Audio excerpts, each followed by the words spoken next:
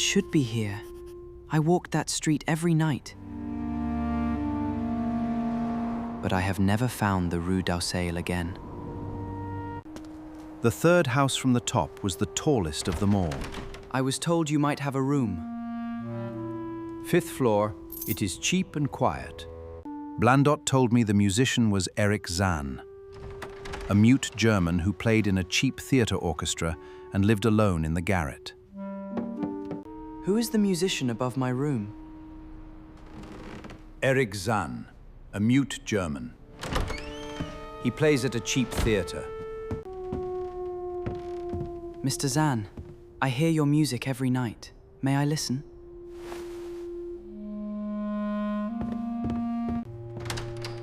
You live all the way up here? You prefer not to be disturbed. It is beautiful, but not what I heard at night. He played strange compositions from memory, but carefully avoided the music that had drawn me upstairs. Please, the music you play at night.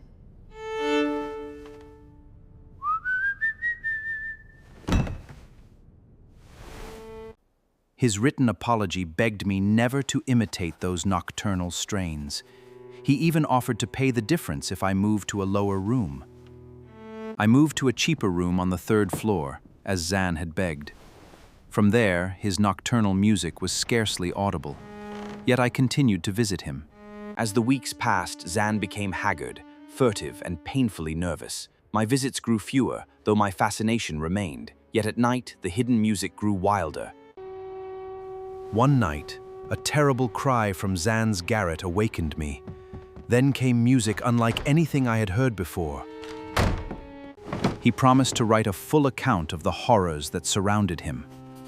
For nearly an hour, his pen raced desperately across the paper. Then a faint from far away came a low note, like no music of earth. Then the wind seized every page of his confession. His secret vanished into the dark. Zann answered the distant note in the only way he could. He seized his viol and played with a frenzy beyond all reason. It was music hurled against the dark. I seized Zann, but his body gave no answer. His face was cold, and his eyes were glassy and sightless. Erich Zann was dead, and still his arm had played. I seized Zann, but his body gave no answer.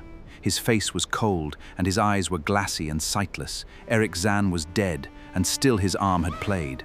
I fled from that room, leaving the dead musician before the open window. I remember only a blind descent through darkness. Down stair after stair, I ran without daring to look back.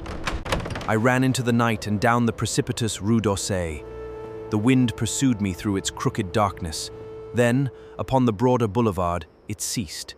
When I returned, I tried to retrace the path of my flight. But no turning led me again to the Rue d'Auseil. The street had left no trace upon the waking city. I searched every map I could obtain, but none recorded the Rue d'Auseil. No plan marked its steep ascent, its bridge, or the ancient house. Nor could I find anyone who had ever heard its name. I have returned many times to that quarter of Paris. I have searched its alleys, stairways, and hidden courts, but I have never found that steep and narrow street again. Of Zann's final explanation, I can record nothing. He had written desperately, as though the truth might still be preserved, but every page vanished through the window before I could read it. Yet sometimes, I remember Zann's music, not its notes, for no human hand could them, but the terror of something against which he had played.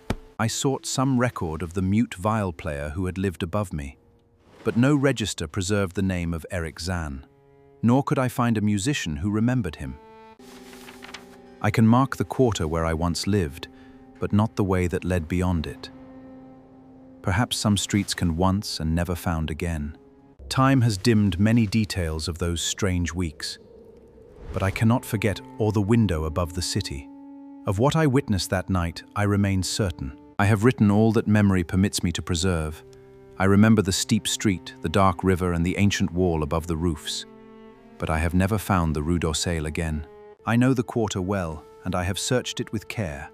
Yet on no map of Paris have I ever found the Rue d'Auseil. And still, I cannot doubt that Erich Zann once lived there.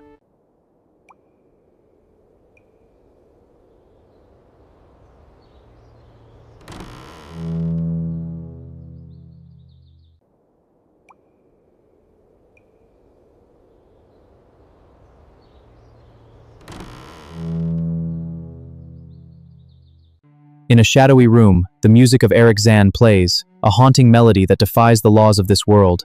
The notes call to something ancient, something beyond the veil of sanity. And thus, the tale ends.